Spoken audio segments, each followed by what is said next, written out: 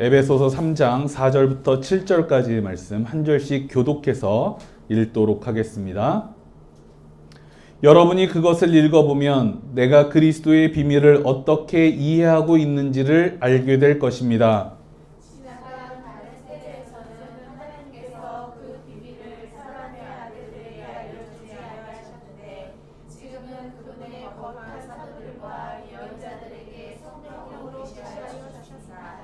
그 비밀의 내용인즉 이방 사람들이 복음을 통하여 그리스도 예수 안에서 유대 사람들과 공동 상속자가 되고 함께 한 몸이 되고 약속을 함께 가지는 자가 되는 것입니다.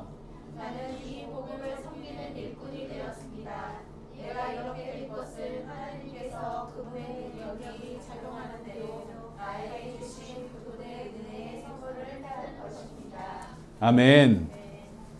오늘은 복음의 회복이라는 제목을 가지고 하나님 말씀을 전하도록 하겠습니다. 복음의 회복은 우리가 2019년도에 우리가 이루려고 하는 우리 교회의 표어이자 목표입니다. 우리가 어떻게 복음의 회복을 향해서 나아갈 수 있는지 함께 오늘 말씀을 통해서 배워보도록 하겠습니다. 드디어 2019년이 시작됐습니다. 우리 교회 2019년 첫 번째 예배고 신년주일 예배입니다. 오늘 이 예배를 통해서 우리가 한 해 동안 하나님께 어떤 마음을 가지고 살아갈 것인지를 결심하고 나누는 시간이 될 겁니다. 천상병 시인이 뭐라고 이야기를 했냐면 이 세상 누구나 변함없이 새 기분으로 맞이할 수 있는 유일한 하나가 있는데 그게 새해라고 했습니다. 그러니까 누구나 새해가 오면 기대를 가지고 새로운 마음을 가지고 새해를 맞이하게 된다라고 하는 그런 뜻입니다. 항상 새해는 우리에게 기대와 함께 다가옵니다.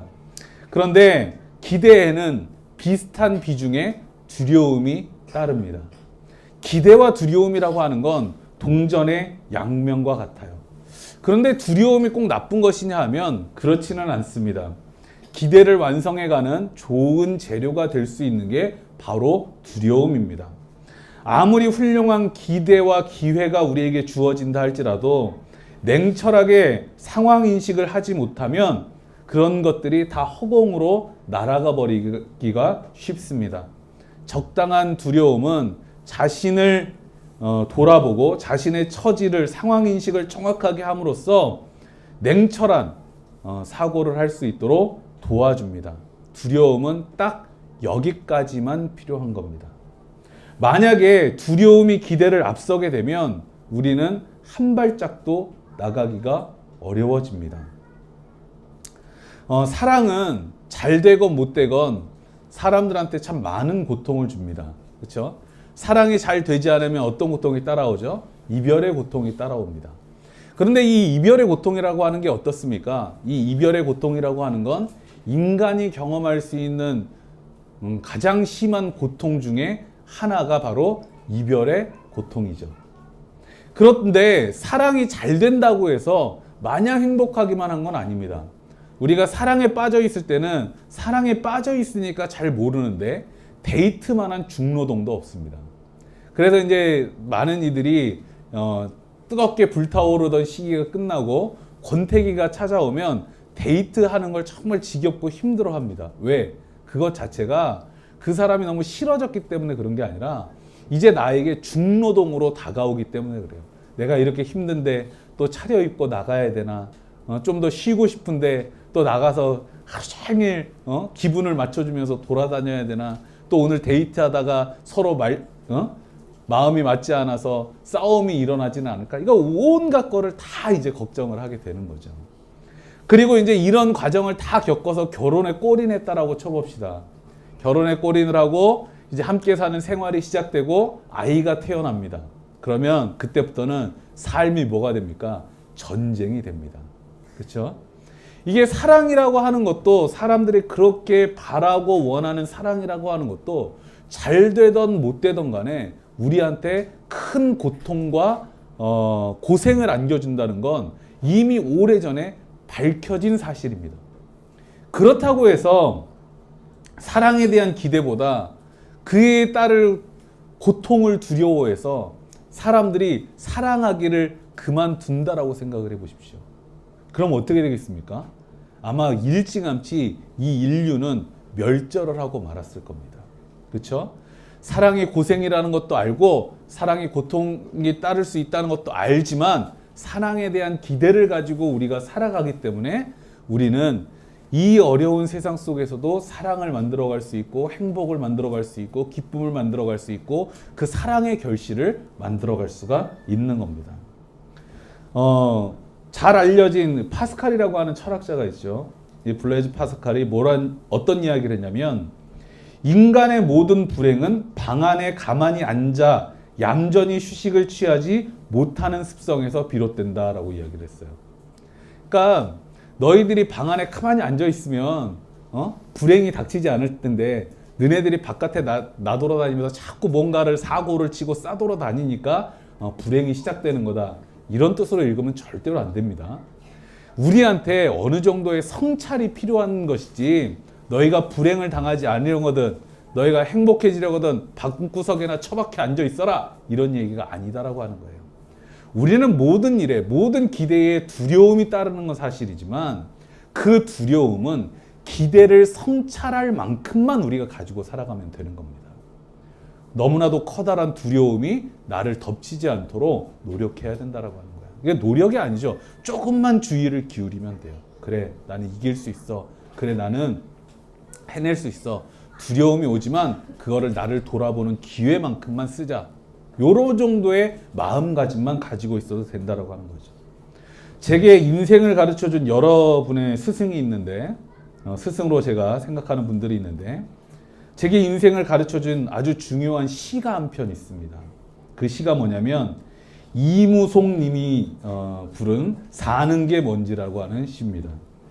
이 시의 그 백미가 어떤 부분이냐면 바로 이 부분이에요. 사랑한 사람들은 이렇게 얘기를 하지 후회하는 거라고. 하지만 사랑 않고 혼자서 살아간다면 더욱 후회한다고.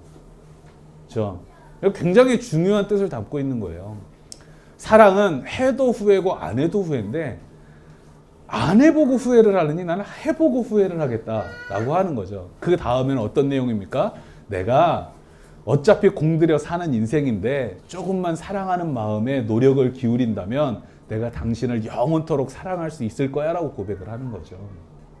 마찬가지예요. 우리가 똑같이 후회를 하더라도요. 해보지 않고 후회를 하는 것과 해보고 하는 후회는 차원이 다르다라고 하는 겁니다. 우리가 해보지 않고 그냥 미리 두려움에 지레짐작 걱정이 앞서가지고 포기를 해버리면 그 하지 않으면서 오는 후회는요, 내게 아무것도 남겨주는 게 없습니다. 야, 뭐든지 일찌감치 포기하고 하지 않고 살아간 사람은요, 인생이 빈약해질 수밖에 없어요. 그런데 내가 후회를 하더라도 해보고 후회를 하잖아요. 그럼 그 후회는 나에게 뭘 남겨주죠? 값진 경험을 남겨주게 되는 거예요. 그러니까 뭐든지 해보고 도전해본 사람이 삶을 풍요롭게 사는 겁니다. 실패할지언정. 저는 청년들을 만나면 꼭 해주고 싶은 얘기가 너희가 젊어서 연애를 많이 해보라는 얘기를 꼭 해주고 싶어요. 내가 어떤 여자가 혹은 어떤 남성이 나에게 잘 어울리고 좋은 남성인지를 알려고 하면 그만큼 남자에 대한 경험, 여자에 대한 경험이 있어야 되는 거예요. 고기도 자꾸 먹어봐야 맛을 아는 거잖아요.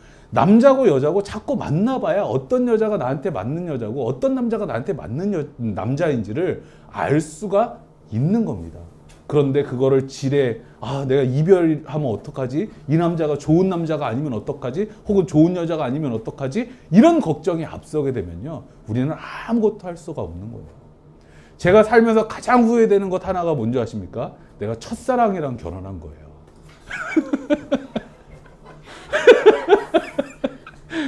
좀 경험을 많이 해볼 걸. 농담인 거 아시죠?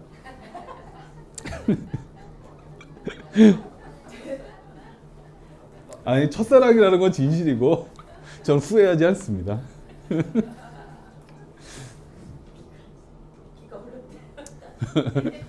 2019년에 우리가 해야 될 일이 뭐냐? 저는 그거라고 생각을 해요. 우리가 하다가 실패할 수도 있고 하다가 잘 안 될 수도 있겠지만 우리가 두려움과 용기 없음을 극복하고 일단 해보는 인생을 살아가는 거, 도전하는 인생을 살아가는 거, 그게 우리가 2019년에 꼭 해야 될 일이다라고 생각을 합니다. 정말 우리 후회할지언정 해보고 후회하는 2019년이 되기를 진정으로 축복합니다. 2019년에 우리 교회가 도전할 주제가 있어요. 그게 뭐냐면 2019년에 우리는 복음의 회복을 위해서 도전할 겁니다. 그래서 오늘은 복음의 회복을 꿈꾸었던 바울의 이야기를 한번 해보려고 합니다. 바울은 복음을 회복하기 위해서 어떠한 삶을 살았고 어떠한 일을 했는가라고 하는 거예요. 원래 바울이라고 하는 사람은요, 원래 이름이 뭐죠? 사울이라고 하는 이름이었죠. 이 사울 시절의 젊은 바울은요, 유대교 안에 복음이 있을 거라고 생각했던 사람이에요. 그래서 그 율법 속에 복음이 있다라고 믿고 철저하게 율법을 따르는 율법주의자로 살았던 사람입니다. 그런데 어느 날 철저한 율법주의자로 살아가고 있던 사울 앞에 그리스도인이라고 하는 존재들이 나타나요. 그래서 그리스도인들이 어떤 이야기를 하냐면 율법은 복음이 아니다라고 이야기하기 시작합니다. 자기는 철저하게 율법이 복음이라고 생각을 하고 율법을 위해서 살아가고 있었는데 율법은 복음이 아니야 라고 이야기를 하니까 사울이 그걸 참을 수가 있었을까요? 없었을까요? 그걸 참을 수가 없었던 거예요. 그래서 사울이 어떻게 합니까? 누구보다도 앞장서서 그리스도인들을 박해하는 사람, 핍박하는 사람이 돼요. 그렇게 핍박하던 도중에 그리스도인들을 잡으러 가던 길에 다메섹 도상에서 누구를 만나게 되죠? 예수님을 만나게 되는 겁니다. 그제서야 바울은 율법이 복음이 아니다라고 하는 걸 깨닫게 돼요. 지난 시간은 복음을 찾지 못하는 눈먼 도전이었구나. 그리스도의 사랑이 아니고는 우리에게 복음이 될 수가 없구나.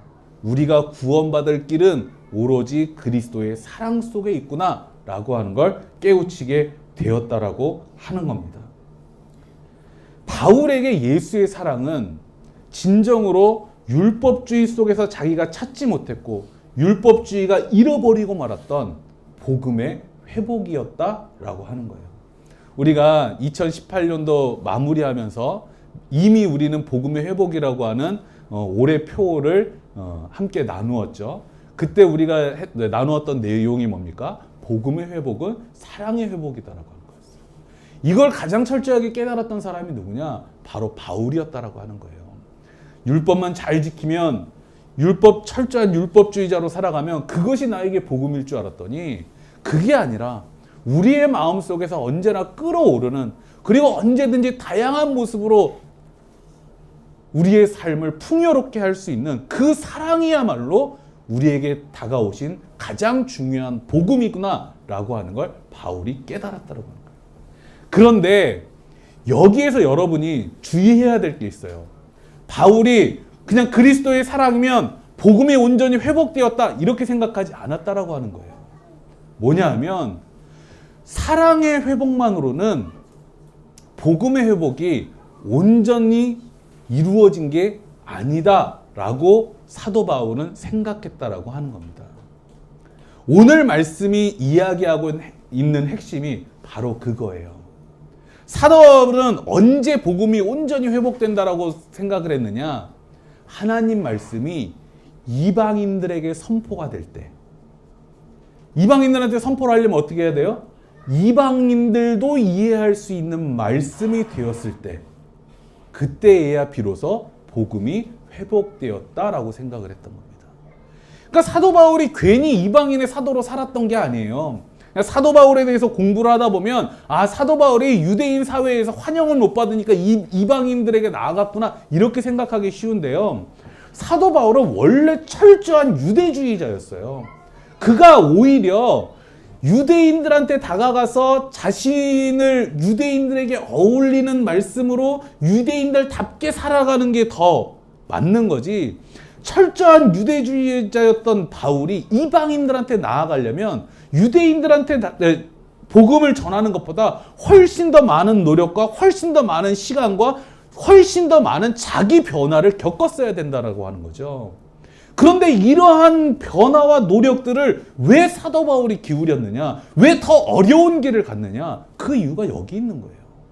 하나님 말씀이 이방인들도 이해할 수 있는 말씀이 되고 이방인들에게 전파되어질 때 복음이 온전히 회복된다라고 믿었기 때문에 그렇습니다. 바울은 왜 율법주의가 복음이 될 수 없는지를 잘 알고 있었어요. 하나님 말씀을 소홀히 하거나 하나님 사랑을 따르지 않았기 때문에 율법주의가 복음이 될 수 없었던 게 아닙니다. 율법주의가 복음이 아닌 이유는 하나님 말씀과 사랑을 자기네들이 독점했기 때문에 그래요. 다시 한번 말씀드릴게요. 율법주의가 복음이 될 수 없었던 이유는 하나님 말씀과 사랑을 자기들이 독점했기 때문에 그래요. 모든 게 마찬가지예요. 우리가 독점하려고 하는 건 복음이 될 수가 없는 거예요. 사랑은 본디 나누고 함께 하는 겁니다. 그렇지 않아요? 사랑의 본질이에요, 이게. 그런데 이거를 자기가 독점하려고 하는 순간 이건 사랑일 수가 없게 되는 거죠. 사랑이라고 하는 건요, 자기를 사랑할 때조차도 타인에게 투영돼야 그게 사랑이 되는 겁니다. 쉽게 말해서 나를 사랑할 수 있는 가장 현명한 길은 뭐예요? 사랑하는 사람과 함께 걷는 거예요. 이게 나를 사랑하는 가장 현명한 길이라고요. 그런데 율법주의자는 딱 이것과 반대로 생각을 했어요. 어떻게 생각을 했느냐? 하나님의 말씀과 하나님의 사랑은 너무나도 소중하고 귀한 것이기 때문에 남한테 나눠줄 수가 없다. 우리만 가져야 되겠다. 근데 이게 굉장히 이기적인 생각처럼 들리잖아요. 그런데 이들 나름대로는 합리적인 이유가 있었습니다. 왜 그랬겠습니까? 율법주의자들은 어떻게 생각을 했냐면 이방인들은 우상과 타락한 사상에 물들어 있기 때문에 하나님 말씀을 그들이 듣는다 할지라도 하나님 말씀을 그들의 손에다가 쥐어준다 할지라도 이거를 결국은 하나님 말씀을 온전히 이해하는 데 사용하는 것이 아니라 오염시켜버리고 말 것이라고 생각을 했어요. 이방인들에게 하나님의 말씀을 전해주면 그들은 반드시 그것을 철학과 토착화로 타락시켜버릴 것이다. 이렇게 생각을 했다라고 하는 거죠. 그러니까 이방인들한테 하나님의 말씀을 오염시키길 뻔한데 하나님의 말씀을 줄 수가 있나요, 없나요? 줄 수가 없죠. 우리만 하나님의 말씀을 온전히 이해할 수 있는 거야. 우리는 물들지 않았기 때문에. 이런 생각을 가지고 그 누구와도 소통을 거부하고 자기 논리 안으로만 점점 더 빠져들어갔던 거예요. 그런데 생각을 해보세요. 자기 관점에만 고립이 되면 사람이 어떻게 됩니까? 자기와 다른 모든 생각을 적대시하게 되어 있어요. 이게 바로 율법주의고 선민사상이에요. 지금 아직도 시오니즘이라 그래가지고 이스라엘에서는 그 나라를 경영하는 하나의 철학처럼 사용되고 있잖아요. 원래 지금 이스라엘이 들어가 있는 그 땅이요, 원래 주인이 누굽니까? 거기에는 2000년 동안 그 자리를 지키고 살아왔던 팔레스타인 사람들이 있었어요. 근데 거기를 그 연합군들이 일본한테 2차 세계대전이 끝나갈 무렵에 할애를 해준 거예요. 근데 거기에 들어가서 어떻게 합니까? 팔레스타인 사람들한테 우리가 함께 살자, 우리가 늦게 왔으니까 함께 살자라고 이야기하는 것이 아니라 2000년 전에 이 땅은 우리 땅이었으니까, 아니 우리가 고구려 땅은 우리 땅이니까 중국한테 고구려 땅 내놔 그러면 중국이 주겠어요? 미쳤다 그러지? 그렇잖아요. 2000년 전에 자기네들의 조상이 살았던 게 자기네 땅이라는 증거가 될 수 없잖아요. 그런데 그걸 내놓으라고 하면서 자기와 조금 다르다는 이유로, 종교가 다르고 생김새가 조금 다르다는 이유로 팔레스타인 사람들을 거부하고 억압하고 탄압하고 죽이고 적대시하고, 아직까지도 그게 이어지고 있는 거예요. 이런 생각은요, 절대로 복음이 될 수가 없는 겁니다. 사도 바울은 마음을 타인을 향해 해방시키는 게 사랑인 것처럼 유대교 이기주의에 갇힌 하나님의 사랑을 해방하는 것이 온전한 복음의 회복이라고 믿었습니다. 사도 바울은 그리스도의 사랑을 위해서 그 그리스도의 사랑을 이방인의 언어로, 이방인이 이해할 수 있는 논리로 번역했어요. 이를 위해서 사도 바울은 이방인들의 시각으로 말씀을 바라볼 때도 있었다라고 하는 겁니다. 이게 굉장히 중요한 거예요. 나중에 가서 지금 우리가 아직까지도 따르고 있는 기독교 교리를요, 성 어거스틴이라고 하는 사람이 그 정리를 하게 됩니다. 근데 성 어거스틴이 기독교 교리를 정리할 때도요, 그냥 자기 혼자 성경을 읽고 기독교 교리를 정리한 게 아니에요. 그 시대에 신플라톤주의가 가장 영향력 있고 가장 설득력 있는 세계관이었거든요. 그러니까 이 성 어거스틴이 이 신플라톤주의 철학과 끊임없이 대화를 하면서 기독교의 교리를 정리해 나갔던 거예요. 기독교는요, 고립되는 종교가 아닙니다. 우리들만이 말씀을 소유하고자 애쓰는 종교가 아니에요. 우리가 해야 될 일은 뭐예요? 우리가 해야 될 가장 중요한 일은 자꾸만 이 세상과 대화하면서 세상이 이해할 수 있는 복음을 만들어내는 겁니다. 이 시대에 우리가 도전할 복음의 회복도 이와 같아요. 교회에 갇혀있는 복음, 교회 다니는 사람끼리만 통용되는 복음을 해방하는 게 진정한 복음의 회복입니다.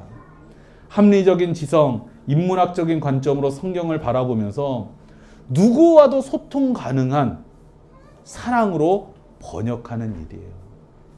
그것은 인간 회복에 동참하는 일이고 구체적인 사랑을 회복하는 일입니다. 다음 주부터 우리가 팔복의 내용을 가지고 설교를 할 거예요. 팔복의 내용을 바라보면서 우리가 회복해야 될 인간의 길이 무엇이고 우리가 회복해야 될 사랑의 구체적인 내용이 무엇인지를 보려고 합니다. 정말 우리가 그걸 알아야 돼요. 우리가 사랑이라고 하는 걸 하게 되면 그건 우리에게 가장 아름다운 복을 갖다 주는 겁니다. 그래서 그 구체적인 내용을 알고 살아가자고요. 복음의 회복은 보편의 언어로 하나님의 사랑을 말하는 거예요. 이것이야말로 복음의 회복에 도전하는 그리스도인이 모든 난관을 무릅쓰고 쌓아 올려야 될 공든탑입니다. 우리 이렇게 사랑의 공든탑을 쌓아가는 만남교회가 되기를 간절히 소망합니다. 우리 함께 기도하겠습니다. 주는 나의 힘이요 주는 나의